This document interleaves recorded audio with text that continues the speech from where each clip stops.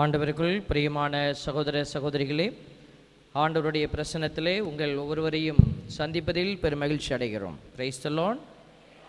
ஆண்டவரோடு இருக்கிறவங்களாம் சேர்ந்து சொல்லுங்கள், பிரைஸ் தி லார்ட். வீட்டில் இருக்கிறவங்க மட்டும் சொல்லுங்கள், பிரைஸ் தி லார்ட்.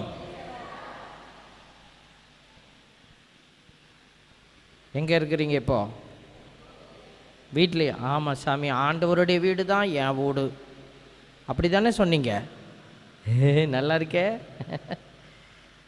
ஆண்டவருடைய பிள்ளைகள் இன்னைக்கு பூண்டி மாதா கோயில் இருக்கிற இந்த திருக்காட்டுப்பள்ளி பகுதிகளெல்லாம் மழை பெஞ்சிகிட்டு இருக்குது. மற்ற திருச்சியில் கூட மழை நாங்கள் வரும்போது இல்லை. ஆனாலும் நீங்கள் இந்த மழையெல்லாம் தாண்டி கடவுளுடைய மகிமையை தேடி வந்திருக்கிறீங்க. Price the Lord. Praise the Lord. கடவுள் உங்களை ஆசீர்வதிப்பார். ஸோ நம்மக்கிட்ட வர முடியாத வெகு தொலைவில் இருக்கிறவங்க யூடியூப்பில் நம்மளுடைய திருப்பலியை பார்த்துட்டு இருக்கிறாங்க. அவர்களும் ஆண்டவருடைய அருள் மழையில் நினைந்து கொண்டு இருக்கிறாங்க. அன்னை மரியாளினுடைய பரிந்துரை என்பது நமக்கு மட்டுமில்லை, எங்கெல்லாம் யாரெல்லாம் ஆண்டவரை தேடுகிறார்களோ அவர்கள் ஆண்டவருடைய பரிந்துரையை பெற்றுக்கொள்வார்கள். Price the Lord. ஹல்லேலூயா. அன்னை மரியாளுடைய பரிந்துரையோடு தான். பரிந்துரைங்கிறது என்னது? நிறைய பேருக்கு அதில் ஒரு சந்தேகம் வருது. ஏன் மாதாக்கிட்ட, ஏன் மாதா அம்மாக்கிட்ட போய் ஜெபிக்கணும்? பாருங்கள், ஜெபம்ங்கிறது நம்ம புரிந்து கொள்ள வேண்டிய ஒரு விஷயம். அம்மாக்கிட்ட நம்ம என்ன கேட்குறோம்? எனக்காக ஜெபம் பண்ணுங்கன்னு சொல்கிறோம், பரிந்துரைக்கிறோம். இப்போ என்கிட்ட வந்து நிறைய பேர் கேட்குறாங்க, ஃபாதர் எனக்காக ஜெபம் பண்ணிக்கங்க. இது ரைட்டாக தப்பா? ரைட்டு தானே? உங்ககிட்டயே நிறைய பேர் கேட்குறாங்கல்ல, எங்களுக்காக ஜெபம் பண்ணிக்கங்க. வேளாங்கண்ணிக்கு போகிறீங்களா, பூண்டிக்கு போகிறீங்களா, எனக்காக ஜெபம் பண்ணிட்டு வாங்க சொல்கிறாங்களா இல்லையா? இப்போ நம்மளே மற்றவங்களுக்காக பரிந்து பேசுகிறதுக்கு நமக்கு ஒரு சக்தி இருக்குது, ஒரு கடமை இருக்குது. அப்போ மாதாம்மாவுக்கு நமக்காக பரிந்து பேச அவங்கக்கிட்ட அன்பு இருக்குது, அவங்கக்கிட்ட அந்த இரக்கம் இருக்குது. அவங்க பரிந்து பேசுவதற்காகவே கடவுள் நியமித்த அந்த பொறுப்பும் அவங்கக்கிட்ட இருக்குது. அதைத்தான் அவங்க செய்கிறாங்க. நம்ம மாதாம்மாட்ட கேட்டோன்னே மாதாம்மா என்ன செய்யலை, அவங்களுடைய சக்தியிலிருந்து எதுவும் செய்கிறதில்ல. அவங்க காணாவூரில் என்ன அன்னைக்கு சொன்னாங்களோ அதையே தான் சொல்லுவாங்க. என்னது? மகனிடத்தில் கூட்டிகிட்டு போவாங்க. மகன்கிட்ட போய் சொல்லுவாங்க, இந்த பாரு என் பிள்ளை கேட்டுக்கிட்டு இருக்கு, ஏதாவது செய்ப்பா அப்படின்வாங்க. இதுதான் தாயினுடைய ஒரு நிலை, செயல்படும் விதம். இந்த இடத்துலேருந்து தான் நம்ம மகிமையை பார்க்க வந்திருக்கோம், கடவுளுடைய மகிமையை. தாய் மரியாளினுடைய மகிமை கடவுள் விளங்கச் செய்கிறார். அன்னை மரியாள் மட்டுமில்லை, யாரெல்லாம் இந்த பூமியில் இயேசு கிறிஸ்து வழியாக தந்தைக்கு மாட்சி அளித்திருக்கிறார்களோ அத்துணை பேருக்கும் கடவுள் என்ன செய்கிறாரு? இந்த உலகத்திலேயே மாட்சி கொடுக்கிறார். Price the Lord. அதனால தான் நீங்கள் அந்தோனியார் வழியாக ஜெபிச்சிங்கன்னா நடக்குது, அன்னை மரியாள்கிட்ட மன்றாடி கேட்டிங்கன்னா அது நடக்குது. நிறைய சாட்சிகள் உண்டு. நம்ம பேசினா சாட்சிகளையே பேசிகிட்டு இருக்கலாம், அது உங்களுக்கும் தெரியும். அப்போது கடவுள் நேராக கேட்குறவங்களுக்கு மட்டும்தான் நான் கொடுப்பேன் அப்படின்னு சொல்லியிருந்தாருன்னா கடவுள் சரியாக இல்லைன்னு சொல்லியிருக்கலாம். கடவுள் ஏன் இப்படி செய்கிறாருன்னா, இந்த பூமிக்கும் கடவுளுக்கும் தொடர்பு ஏற்படுத்தினது யார்? என்ன? விண்ணகத்திற்கும் மண்ணகத்திற்கும் நமக்கு ரெண்டு பேத்துக்கு நடுவில் தொடர்பாளராக நிற்கிறது யாரு? யாரு? Yesu Kristhu. Praise the Lord. Praise the Lord. Yesu Kristhu நமக்கு தொடர்பாளராக இருக்கிறார். இந்த இயேசுவுக்கு சான்று பகிர்ந்த நபர்கள் யாராக இருந்தாலும், இந்த இயேசு ஆண்டவர் சொன்னதை நம்பி செயல்படுகிற பிள்ளைகள் யாராக இருந்தாலும், அவர்களிடத்தில் நீங்கள் மன்றாடும் போது கூட கடவுள் கண்டிப்பாக நமக்கு செய்வார். ஏன்னா என் மகனை மாட்சிப்படுத்திய, என் மகனுக்கு உதவி செய்த, என் மகனை பலப்படுத்தின, இந்த உலகத்தில் அவருடைய திட்டத்தை நிறைவேற்ற உதவி செய்த அத்துணை பிள்ளைகளையும் தந்தை மதிப்பளித்து கொண்டே இருக்கிறார். Hallelujah. Hallelujah. Praise the Lord. Praise the Lord. இதுதான் இந்த இடத்துல நடந்து கொண்டிருக்கிறது. அன்னை மரியாளுடைய திருத்தலத்தில் பெரிய அற்புதங்கள் நடப்பதற்கு காரணம் என்னென்னா, அன்னை மரியாளை தந்தை மாட்சிப்படுத்தி கொண்டே இருக்கிறார். ஏன்னா வாழும் பொழுது இந்த அன்னை மரியாள் மகனை மாட்சிப்படுத்தினாங்க, மகன் வழியாக கடவுளை மாட்சிப்படுத்தினாங்க. அதனால கடவுள் இன்றைக்கும் தாய் மரியாளை மாட்சிப்படுத்தி கொண்டிருக்கிறார். Price the Lord. Praise the Lord. இன்றைக்கு இதுதான் கடவுளுடைய அழைப்பு. அன்னை மரியாளுக்கு கொடுத்த ஆசீர்வாதத்தை கடவுள் உங்களுக்கும் கொடுக்க தயாராக இருக்கிறார். கடவுள் ஆள் பார்த்து செயல்படுபவர் அல்ல. அந்தோனியாருக்கு மட்டும்தான் நான் வல்லமையை கொடுத்துருக்கிறேன் அற்புதம் செய்ய, அந்த செபஸ்தியாருக்கு தான் கொடுத்துருக்கிறேன், இப்படி புனிதர்கள் ஒரு சில பேர்த்துக்கு தான் கொடுத்துருக்கிறேன், மற்றவங்களுக்கெல்லாம் கிடையாதுன்னு கடவுள் சொல்லுகிறவர் அல்ல. யாரெல்லாம் கடவுளுடைய அந்த திட்டத்தில் நின்று வெற்றி அடைகிறார்களோ அவர்கள் அத்துணை பேருக்கும் கடவுள் எல்லா விதமான மாட்சியும் அளிப்பார். இன்னைக்கு நம்ம அழைக்கப்பட்டிருக்கிற பிள்ளைகள் இதைத்தான் நம்ம சிந்திக்கவும் செயல்படுத்தவும் அழைக்கப்பட்டிருக்கு. இன்றைக்கி நற்செய்தியும் சரி, முதல் வாசகமும் சரி, சொல்லக்கூடிய அந்த ஒரு நிறைவு அப்படிங்கிறது இதுதான். புரிந்து கொள்ள வேண்டிய விஷயம் இதுதான்.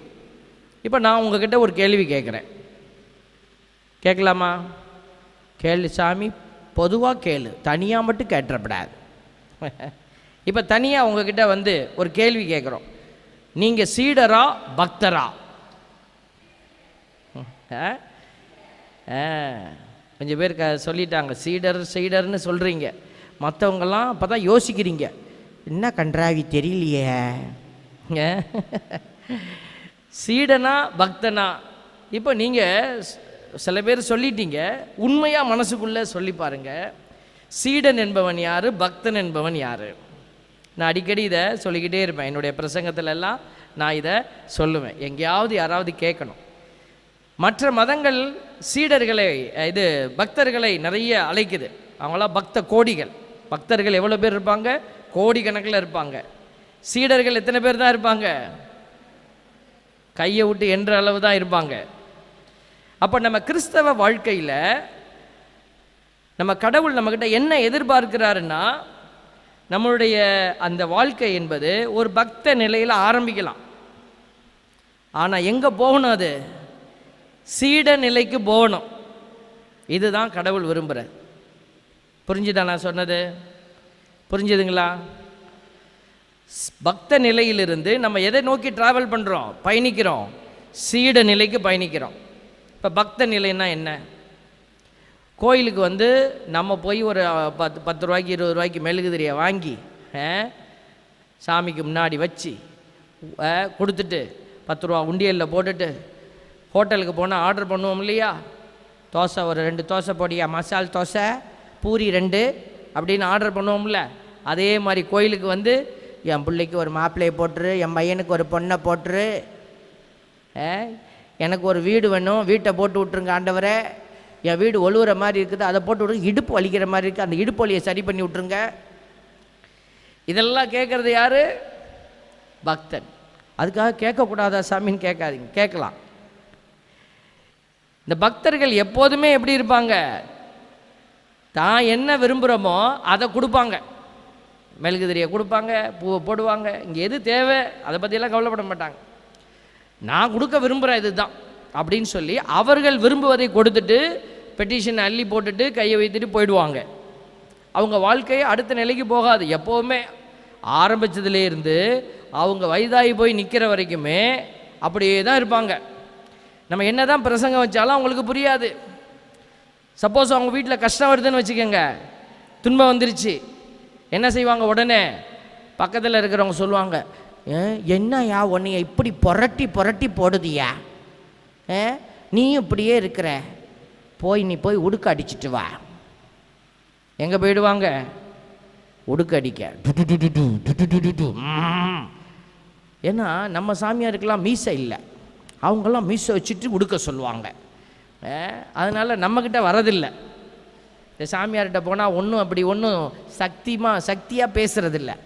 அதனால தான் இன்றைக்கி நிறைய பேர் என்ன செய்கிறாங்க, பைபிளை தூக்கிக்கிட்டு அலைகிற பணியாளர்கள் என்ன செஞ்சிட்டாங்க, இந்த மாதிரி ஏதாவது பேசினா தான் மக்கள் நம்புகிறாங்கன்னு மந்திரவாதி மாதிரியே பேச ஆரம்பிச்சிட்டாங்க.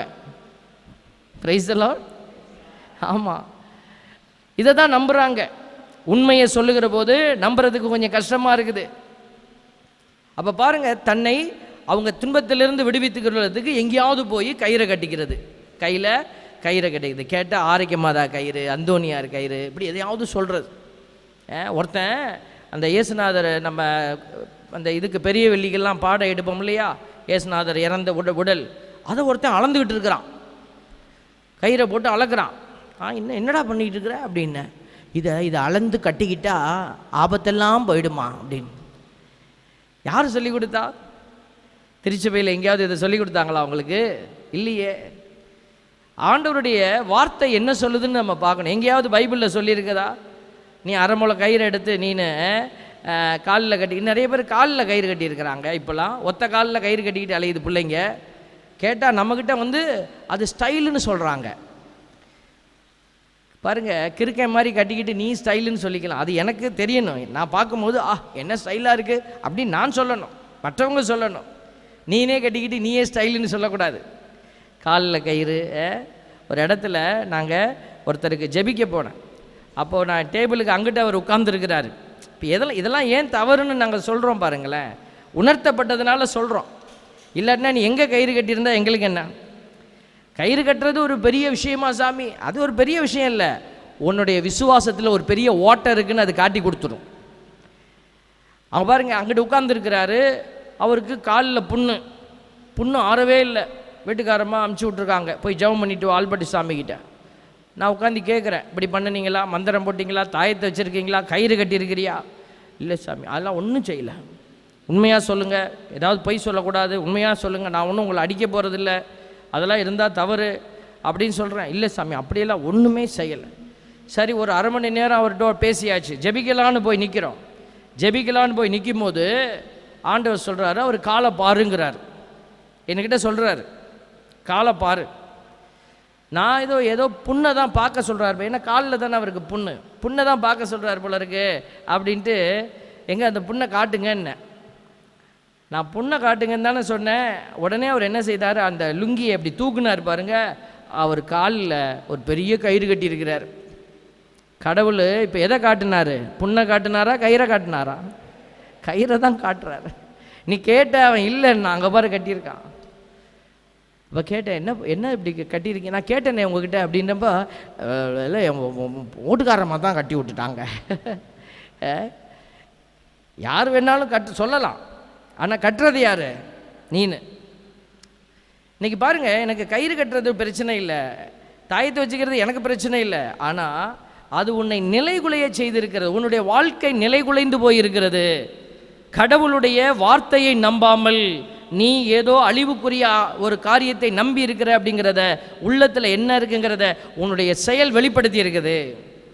எசையா 55:10-11 ஆண்டவருடைய வார்த்தை வருது. வானத்திலிருந்து எப்படி மழையும் பனியும் கீழே விழுந்து விதையை நினைத்து அது அரும்பி விளையச் செய்யும், அது செய்யாமல் போகவே போகாது. அதான் அவருடைய இயல்பு. அதே மாதிரி இது நல்லவங்க விதை போட்டால் தான் இது மழை ஜெயிக்க வைக்கும், கெட்டவங்க போட்டால் விளைய வைக்காது அப்படின்னு என்னைக்காவது இருக்குதா? இயற்கை எல்லாத்துக்குமே ஒரே அளவிட கொடுக்குது. அதே மாதிரி தான் கடவுளுடைய வார்த்தையும் இருக்கும். நீ நல்லவனாயிரு, கெட்டவனாயிரு. ஆண்டவருடைய பிள்ளைகள் கெட்டவனாயிருந்தால் இந்த வார்த்தைக்குள்ளேயே நீ வர முடியாது. அதுதான் இங்கே இருக்கிற வித்தியாசமே. நல்லவனும் கெட்டவனும் வயிற்றுக்காக என்ன செய்வாங்க? பிழைப்பு நடத்த எதை வேணாலும் செய்வாங்க. இன்றைக்கி அதுக்கு தான் ஆண்டவர் நம்மளுக்கு அழைப்பு விடுக்கிறார் பாருங்க. நிறைய பேர் வயிறே தெய்வம்னு ஓடிக்கிட்டு இருக்கிறான். பிலிப்பியர் 3:19 ஆண்டவர் சொல்கிறாரு, அழிவே அவர்கள் முடிவு, அழிவே அவர்கள் முடிவு, வயிறே அவர்கள் தெய்வம். இன்னைக்கு கடவுள் வயிறை மட்டும் நமக்கு படைக்கலை. வயிற்றுக்கு சோறு போட்டுட்டா, பிள்ளைகளுக்கு வயிற்றை ரொப்பி உடம்பை இப்படி பெருசாக்கிட்டா போதுமா? இல்லை, நமக்குள்ள இன்னொரு அற்புதம் ஒளிஞ்சு கிடக்குது, ஆத்துமா. ஆண்டவர் அந்த ஆத்துமாவை காப்பாற்றுறதுக்கு தான் நம்மளோட இப்படி பேசுகிறாரு. அன்னை மரியாள் போராடி ஜெபிச்சாங்க. எதுக்கு? ஆத்துமாவை காப்பாற்றிக்க. அதுதான் கடவுளிடத்தில் போகுது. நிலைவாழ்வு உடம்புக்கு இல்லை, நிலைவாழ்வு ஆத்மாவுக்கு. இந்த ஆத்மா சரியாய் காக்கப்பட்டால், இது கடவுளிடத்தில் போச்சுன்னா, அவர் மீண்டும் மானிட மகன் மீண்டும் ஆட்சியோடு வருகிற பொழுது இறந்த இந்த இழந்து போன உடலுக்கு அவர் உரு கொடுக்க வல்லவராக இருக்கிறார். Price the Lord. பார்த்தீங்களா? உங்கள் உடலை கூட நீங்கள் மீட்டெடுக்க முடியும். எதை வச்சு? ஆத்மாவை வச்சு. இந்த ஆத்மா இருந்ததுன்னா உடம்பு திருப்பி கிடைக்கும். ஆத்மா அழிக்கப்பட்டதுன்னா உடம்பு உனக்கு திருப்பி கிடைக்காது.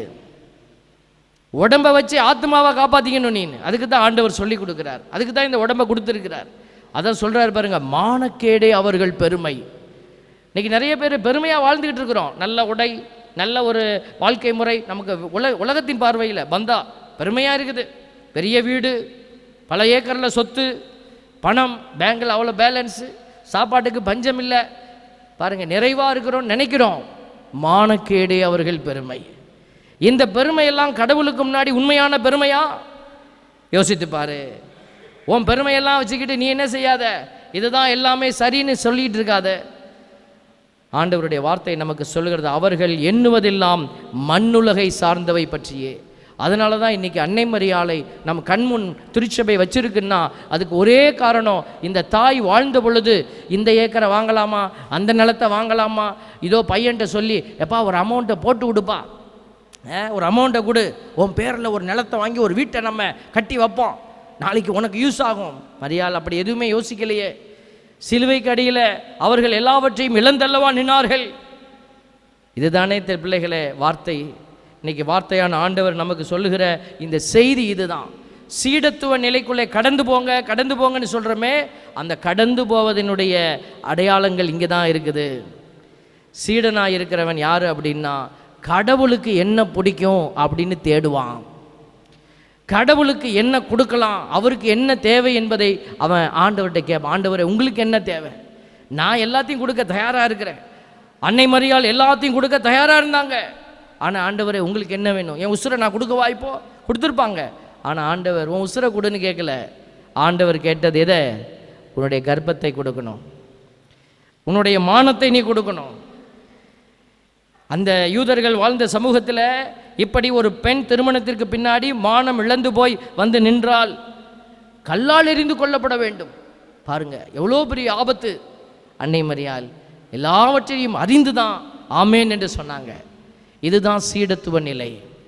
சீடர்கள் எல்லாம் அப்படி தான் இருந்தாங்க. இயேசு அழைத்த சீடர்கள் எல்லாம் முதல்ல பக்தர்களாக இருந்தாங்க. அதனால் இயேசு பொறுமையாக இருந்தார். அவங்க சிலுவைக்கு கீழே கூட நிற்க முடியல, அவங்களால ஓடிட்டாங்க. ஆனால் கடவுள் கோவப்படலை, மாதாமா அவங்க மேலே கோவப்படலை. அவங்களெல்லாம் என்ன செஞ்சாங்க? அன்னை மரியாள் கூட்டி சேர்த்தாங்க திருத்தூதர் பணியில். அதுதான் நம்ம பார்க்குறோம். அவங்களெல்லாம் கூப்பிட்டு எல்லாரும் அம்மாட்ட வந்து அழுதுருப்பாங்க. ஏன்னா இயேசு மகன் இல்லையா, இப்படி விட்டுட்டு என்ன அம்மா நின்னாங்கன்னு அவங்க செய்தி போயிடுச்சு. சிலுவைக்கு அடியில் மரியாள் அம்மா நின்னாங்க, நீங்களாம் எங்கடா போனீங்க? மாதாம்மா ஒரு நாளும் கேட்கல, அவங்கள காயப்படுத்தலை. அவங்களுடைய நிலையை அவங்க அறிந்து வச்சுருந்தாங்க. அதனால் மன்னிச்சு திரும்பி போங்க, மீண்டும் எழுந்திரிச்சு உட்காருங்க, வாங்க சேர்ந்து கட்டுவோம், ஆண்டவர் இயேசுசாமி விரும்பிய அந்த இறையரசை கட்டுவோம் வாங்கன்னு அழைத்து எல்லாத்தையும் கூட்டி சேர்த்து அவர்கள் ஆவியின் அபிஷேகத்திலே நிரம்பும்படியாய் செய்தவர் நம்முடைய தாய் மரியாள். இதைத்தான் தாய் மரியாள் இன்றைக்கும் செய்வாங்க. அன்னைக்கு திருச்சபையை கட்டினவங்க இன்றைக்கி அழிச்சிருவாங்களா? திருச்சபையில் இன்னைக்கு தாய் மரியாள் இல்லாத இடத்துல ஆண்டவர் இருக்க முடியாது பிள்ளைகளே. Price the Lord, praise the Lord. தாய் மரியாள் எந்த திருச்சபையில் இல்லையோ, இப்போ நிறைய திருச்சபை இருக்குது. கத்தோலிக்க திருச்சபை ஒரு பக்கம், இன்றைக்கி நிறைய குட்டி குட்டி திருச்சபைகள் அங்கங்கே இயேசுவை கிறிஸ்துவை போதிச்சுக்கிட்டு இருக்கிறாங்க. ஒரு சில திருச்சபைகளில் தாய் மரியாளை அவமானத்தின் அடையாளமாக எதிர் சாட்சியாக வைக்கிறாங்க. அப்படி பேசப்படுகிற இடத்தில் எல்லாம் கடவுள் கண்டிப்பாய் இருக்க முடியாது. அற்புதங்கள் நடக்குதே, அதிசயங்கள் அந்த இடத்துல நடக்குதே, ஆண்டவரால் அது நிகழ்த்தப்படுவதில்லை. எங்கே பிசாசுக்குரிய செயல்பாடுகள் இருக்கிறதோ அங்கே பிசாசு என்ன செய்வான்? அவன் ப்ரொவைட் பண்ணுவான், சக்தியை ப்ரொவைட் பண்ணுவான், எல்லாத்தையும் ப்ரொவைட் பண்ணுவான். ஆனால் இப்போ தெரியாது, முடிவில் தான் எல்லாமே தெரியும். அதனால தான் நீங்கள் ஏமாந்து போய்விடக்கூடாது. எல்லா இடத்துலையும் பைபிள் தானே பேசுகிறாங்க. பிசாசு கூட இன்னைக்கு இந்த ஆயுதத்தை எடுத்து பயன்படுத்தி கொண்டு இருக்கிறது. Price the Lord. அன்றைக்கு இயேசுவை சோதிக்கிற பொழுது இயேசு இதே ஆயுதத்தை தான் எடுத்து இயேசுவை சோதிக்க பார்த்தது. வேதத்தில் எப்படி எழுதியிருக்கு தெரியுமா? அப்படி எழுதியிருக்கு தெரியுமா? அன்றைக்கு ஏமாற்றிய பிசாசு இன்றைக்கு உன்னையும் என்னையும் இதே விவிலியத்தை எடுத்துக்கொண்டு இதில் இருக்கக்கூடிய நல்ல விஷயங்களை எல்லாம் அதை விஷமாய் மாற்றி கொடுத்து கொண்டு இருக்கிறது.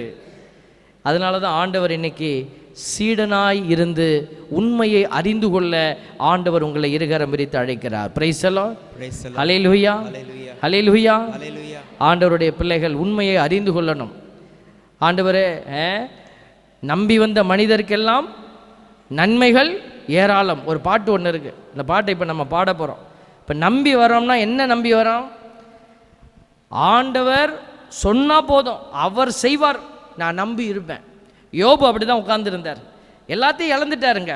ஆனாலும் அவர் மனைவி வந்து சொல்கிறாங்க, நீ இப்படி உட்கார்ந்துருக்கிறது அந்த கடவுளால் தான், நீ இப்போ துன்பத்தில் உட்கார்ந்துருக்கிற, உனக்கு சாவு வரமாட்டேங்குது. ஏன் தெரியுமா? நீ அந்த கடவுளை விட மாட்டேங்கிற.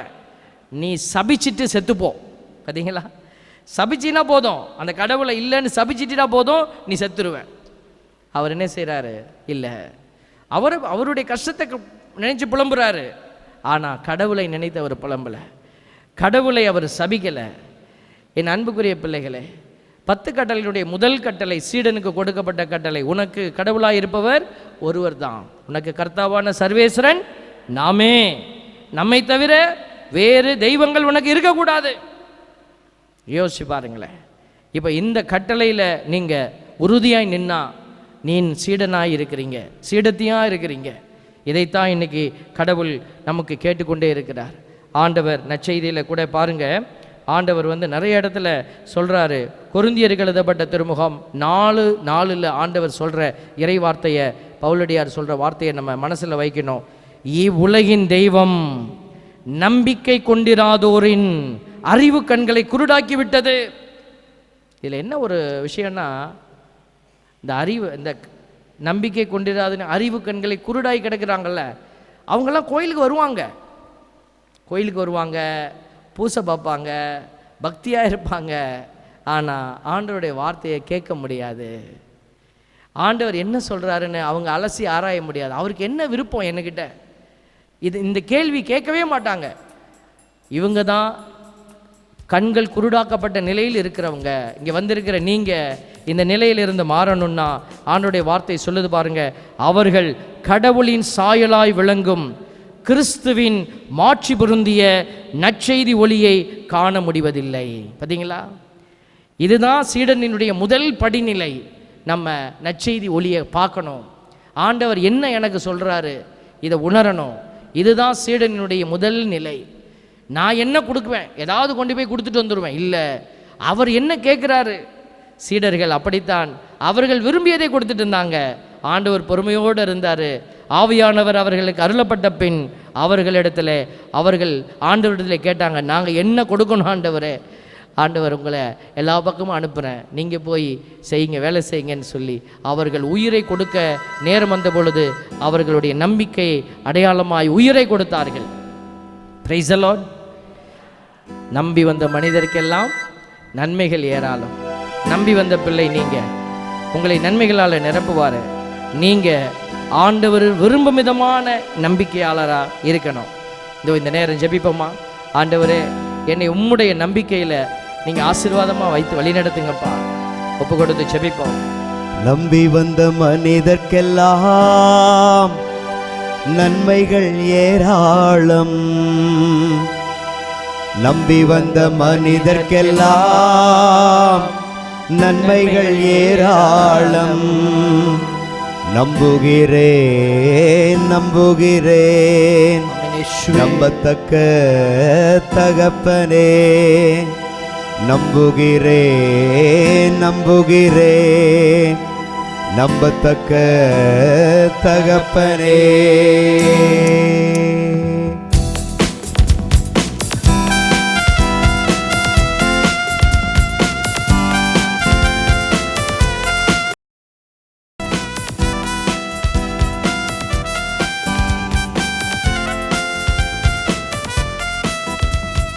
நம்பி வந்த மனிதர்க்கெல்லாம் நன்மைகள் ஏராளம். நம்பி வந்த மனிதர்க்கெல்லாம் நன்மைகள் ஏராளம். நம்புகிறேன் நம்பத்தக்க தகப்பனே.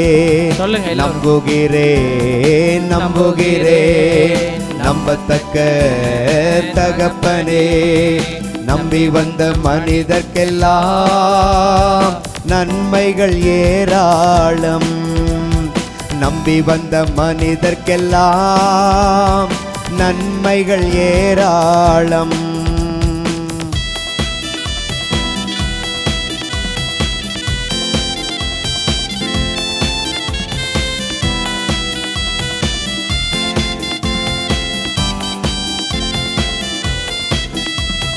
கானானிய பெண் ஒருத்தி கத்திக்கொண்டே பின் தொடர்ந்தாள். கானானிய பெண் ஒருத்தி கத்திக்கொண்டே பின்தொடர்ந்தாள். அம்மாவும் நம்பிக்கை பெரியது என்று பாராட்டி புதுமை செய்தீர். அம்மாவும் நம்பிக்கை பெரியது என்று பாராட்டி புதுமை செய்தீர். நம்புகிறேன் நம்புகிறேன் நம்பத்தக்க தகப்பனே. நம்புகிறேன் நம்புகிறேன் நம்பத்தக்க தகப்பனே. நம்பி வந்த மனிதர்க்கெல்லாம் நன்மைகள் ஏராளம். நம்பி வந்த மனிதர்க்கெல்லாம் நன்மைகள் ஏராளம். நம்புகிறேன் நம்புகிறேன் நம்பத்தக்க தகப்பனே. நம்புகிறேன் நம்புகிறேன் நம்பத்தக்க தகப்பனே. நம்புகிறேன் நம்புகிறேன் நம்பத்தக்க தகப்பனே. நம்புகிறேன் நம்புகிறேன் நம்பத்தக்க தகப்பனே. Price the Lord. ஹல்லேலூயா. சீடனாக இருக்கிறதுனா எப்படிங்கிறத பற்றி தான் பேசிக்கிட்டு இருக்கிறோம். இப்போ இதெல்லாம் இந்த சீடராக இல்லாதவங்க எப்படி எப்படி செய்வாங்கன்னு சொல்லியாச்சு. இன்றைக்கி நற்செய்தியில் பாருங்கள், ஆண்டவருடைய வார்த்தை சொல்லுது, தம் உயிரையுமே என்னை விட மேலாக கருதினால் என் சீடராக இருக்க முடியாது. தம் சிலுவையை சுமக்காமல் என் பின் வருபவர் எனக்கு சீடராக இருக்க முடியாது. ஆண்டவர் கேட்குற அந்த சீடரினுடைய அடிப்படை நிலை, அவரவருடைய சிலுவையை தூக்கிக்கிட்டு வாங்க. இது வேணாம் ஆண்டவரை, எனக்கு இந்த சிலுவையே வேண்டாம். அங்கே போய் உடுக்கடிச்சா, இங்கே போய் கயிறு கட்டினா, அங்கே போய் தாயத்தை வச்சா என் சிலுவை போயிடுமா அப்படின்னு நினச்சாலே நீ சீடத்துவத்திலிருந்து வெளியில் போயிட்ட. அதனால தான் ஆண்டவர் நமக்கு இதை உணர்த்திக்கிட்டே இருக்கிறார். பார்த்தீங்களா, ஆண்டவர் சொல்கிறார் பாருங்க, எதிர்நோக்கி, ரோமையர் 12:12 சொல்லுது, எதிர்நோக்கி இருப்பதில் மகிழ்ச்சி கொள்ளுங்கள். கண்ணுக்கு முன்னாடி இருக்கிறது தெரியல, மோட்சம் இருக்குதா, நம்ம எங்கே போகிறோம் தெரியாது, நான் எதுக்கு இவ்வளவு தியாகம் பண்ணணும், எதுக்கு கோயிலில் போய் இப்படி உட்காரணும் புரியல. ஆனால் எதிர்நோக்கி இருக்கிறது ஏதோ உண்மைன்னு நம்புகிறோம். ஆண்டவர் எனக்கு பதில் சொல்வார்னு நம்புகிறோம். அப்போ எதிர்நோக்கில் இருப்பதில் மகிழ்ச்சி கொள்ளுங்கள், துன்பத்தில் தளரா மனத்துடன் இருங்கள், இறைவேண்டலில் நிலைத்திருங்கள். பார்த்தீங்களா, துன்பத்தை விட்டுட்டு ஓடிடுன்னு சொல்லலை, துன்பத்தில் தளரா மனதுடன் இருங்கள். அந்த துன்பம் தான் உன்னை காக்க போகுது. ஆண்டவர் எனக்கு விடுதலை தருவார். நம்பி இருக்கிறவன் சீடன், விட்டுட்டு ஓடுறவன் பக்தன். ஆண்டவர் முதல் வாசகத்தில் இன்னைக்கு பவுலடியார் வழியாக சொல்கிறார் பார்த்தீங்களா, நீ எதுலேயும் கடன் படக்கூடாது. கடன் பட்டினா ஒரே ஒரு விஷயத்தில் கடன் பட்டுரு, எது? அன்பில். பார்த்துங்க, ஒருவருக்கொருவர் அன்பு செலுத்துவதே நீங்கள் செலுத்த வேண்டிய ஒரே கடனாக இருக்கட்டும். அப்போ உங்கள்கிட்ட இருக்கிறத என்ன செய்யுங்க, பகிர்ந்து கொடுங்க. அது சொல்கிறார் பாருங்க, அன்பே திருச்சட்டத்தின் நிறைவு. சட்டத்திற்காக எதையுமே செய்யாத, அன்புக்காக செய். ஆரம்பம் ஒருவேளை திருச்சட்டமாக இருக்கலாம். ஆரம்பம் சொல்லுது, கோயிலுக்கு போகணும், சின்ன பிள்ளையாக இருக்கும்போது தலையில் அடிச்சுக்கிட்டு நம்ம போயிருப்போம், அப்பா அடிக்கிறார், அம்மா அடிக்கிறார். ஆனால் அது வளருகிற போது நான் ஆலயத்துக்கு போகணும், ஆண்டவரை நான் பார்க்க போகிறேன், அது அன்பாக மாறணும். ஏழைகளுக்கு கொடுக்கணுங்கிறது ஒரு கட்டாயம், அதை புலம்பிக்கிட்டே கொடுக்கறது இல்லை, அன்போடு கொடுக்கறது. அவர்களுடைய பசியை நீ மாத்துற, அவருடைய துன்பத்தை நீ எடுக்கிற, மகிழ்ச்சியோடு கொடுங்க. அப்போ அது எல்லாமே திருச்சட்டத்தினுடைய நிறைவில் நீங்கள் நிற்பீங்க. என் அன்புக்குரிய பிள்ளைகளே, சீடன் இயேசுவை, இந்த பேதுருவை, நிறைய எல்லாருமே அப்படி தான். ஆனால் பேதுருவை உதாரணத்துக்கு எடுத்துக்கிறோம். பேதுருவை சிலுவையில் அறைய போகும்போது தலைகிலா அவர் கேட்டார், என்னை தலைகிலா அறைங்க. வேதனையோடு கேட்கல, அவர் மகிழ்ச்சியாக கேட்டார். ஒருத்தர் ஒரு சீடரை ஒரு பெரிய கல்லில் போட்டு சூட ஏற்றுனாங்க.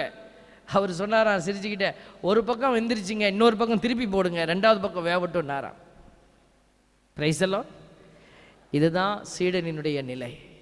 என் தேவ பிள்ளைகளே, சீடனாய் வாழ அன்னை மரியாள் நமக்கு வாழ்ந்து காட்டினாங்க. சீடனாய் இருப்பதுனா என்ன? சிலுவை அடியில் நின்று கடவுளுக்கு சான்று பகர்வது. இந்த பலியின் வழியாக நம்ம தொடர்ந்து ஜெபிக்க போகிறோம்.